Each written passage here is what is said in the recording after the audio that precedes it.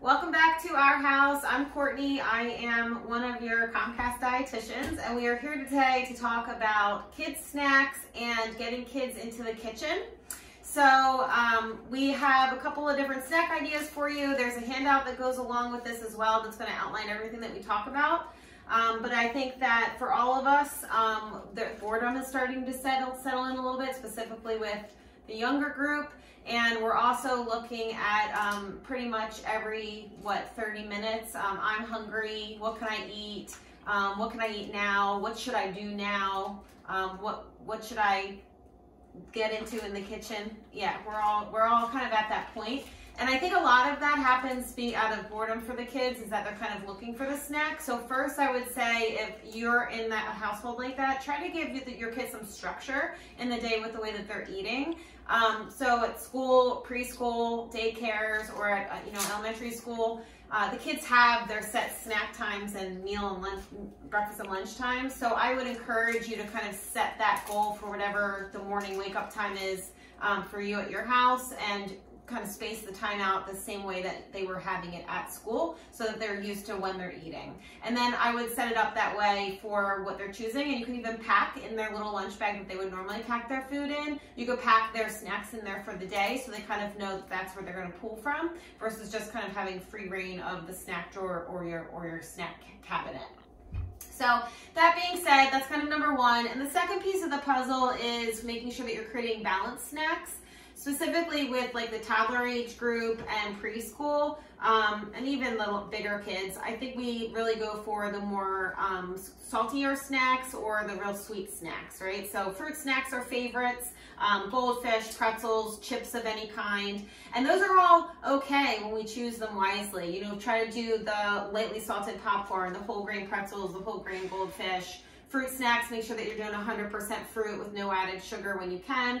But they're all fine parts of a snack, but you want to really think about that they're part of a snack. And a lot of times that's why kids get hungry sooner than they should, or that you think that they should. It's because they're not feeling satisfied.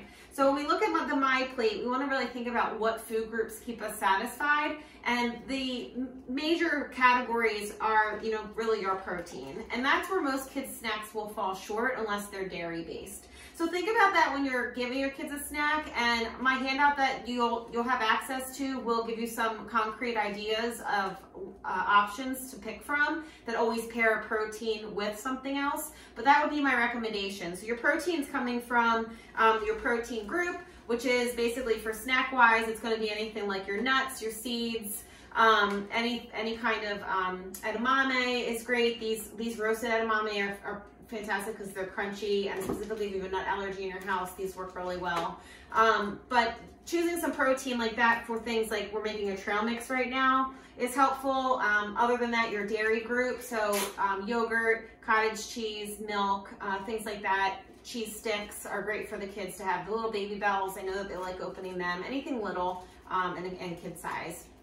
The next piece of the puzzle is really making sure from having a protein and making sure that you have a little bit of fiber. So that's where having a whole grain comes into play. And remember, look at those labels. You want to make sure that at least 3 grams of fiber per serving is in your grains. And that's what will really keep you satisfied and full, versus having something like saltines or regular potato chips. They don't have any fiber, so you could eat really like the whole bag without feeling full.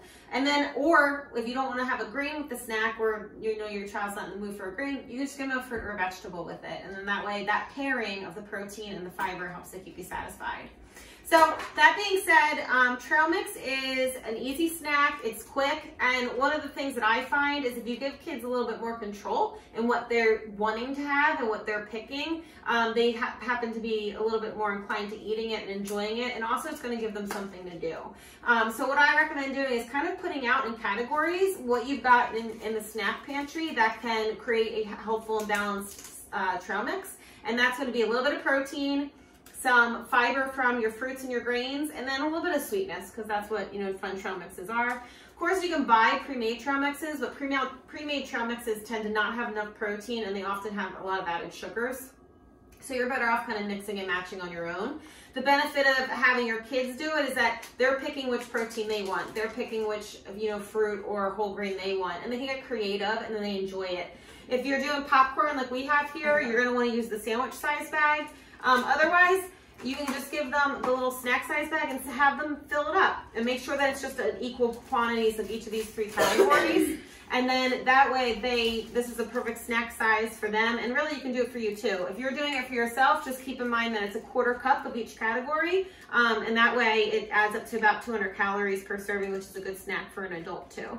So you do a 1/4 cup of the protein, 1/4 cup of the dried fruit, 1/4 cup of the whole grain. All right, so Thaddeus is gonna go ahead and make his own little trail mix. Help yourself to what you want. Pick your protein and pick your ingredients and your items, and you can certainly do this at home too. So as he's making his trail mix, and by the way, you can do this for school time too. When your kids go back to school, at the beginning of the week, you can each one of them make up little mixed baggies for their own lunches, you know, and keep them in the snack drawer for them to pack their own snacks for lunch as well. So let's talk about getting the kids in the kitchen. So one of the things that, you know, we want to do is make mealtime fun, you know, so whether you're a household that enjoys cooking dinners or not, sometimes it's a little bit of a struggle, or maybe if you have toddlers, they're kind of at your ankles while you're cooking. And so giving them some tasks that are age appropriate is helpful. So we're going to talk about, you know, depending on what age bracket your child's in, what job that they could actually do successfully in the kitchen. So the first thing that we want to kind of hone in on is toddlers, right? So when you got your toddlers in the kitchen, of course you can give them an empty pot and a spoon and just have them stir. You could put water in there. One thing that's great is using your brushes, and you could put water in a pot and you could have them, you know, paint your potatoes, you know, with a little bit of water. You could have them really coat a pan for you. You could get creative and they could paint, I mean, anything. They could paint the wall with the water, but that really can keep them occupied. Spices are the next thing that age group can really do successfully, is add any spices that you want. You can have them measured into a little tablespoon or teaspoon, or you could just have them sprinkle it on for you. Specifically, it's something that doesn't need to be measured so tightly. You know, baking, you might want to measure yourself, but for anything cooking wise, you can be a little more lenient with what is being added. So spices are something that's easy for the younger kids to do. Pouring, you know, if you already poured into a measuring cup, and then have them pour it into the canister. So making like your own salad dressings or marinades. This is an easy task for the kids to kind of be a part of, and you know, they'll take ownership over it. And a lot of times when you give kids a little bit more ownership over creating the meal, they are more inclined to wanting to eat it. So that's really helpful, you know, tip.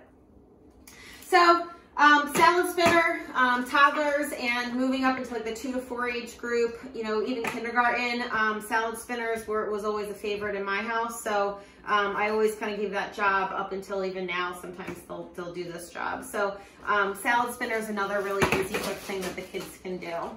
All right, so that is your trail mix is good. Leave it there. Hop on over here and let's show them some of the cooking things that you can do. You're right there.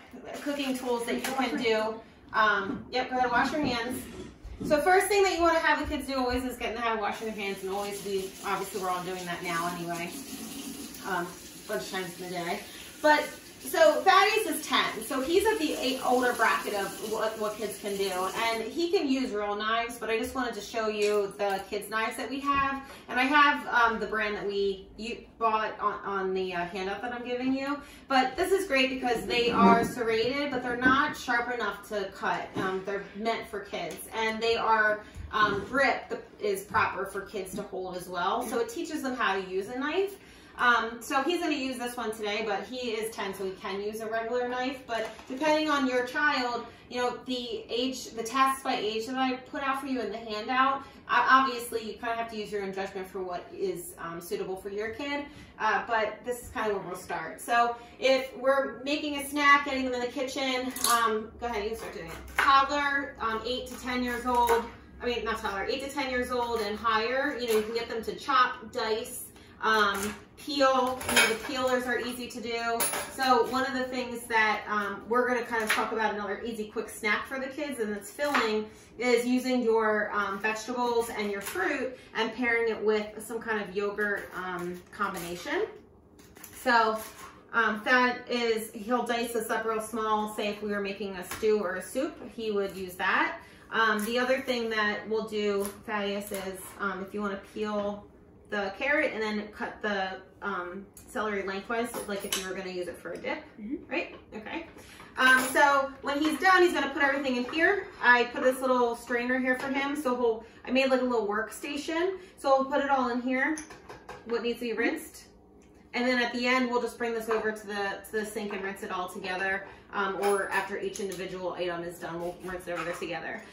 For his trash, oftentimes I'll put a little bowl for him to put his trash in, so he's a trash bowl, so he doesn't have to keep getting up or moving around the kitchen. He has his own little area. So with our vegetables and our fruit for a snack, you know, thinking about combination wise, like I mentioned before, dairy is quick and easy, and kids love yogurt. Most of them do, specifically the kid yogurts. Be careful with buying kid yogurts, because kid yogurts specifically tend to have a lot of added sugars, and it can be misleading because you can look at the back of the label and the added sugars might be maybe only, you know, 8 or 9, and that is reasonable for if you're looking at a yogurt, except that the serving size is often half of what you would look at an adult yogurt. So in an adult yogurt, I would say if we're looking for minimal added sugar, and really we want to stay under 9 grams of added sugar, and you can chop it up if you want.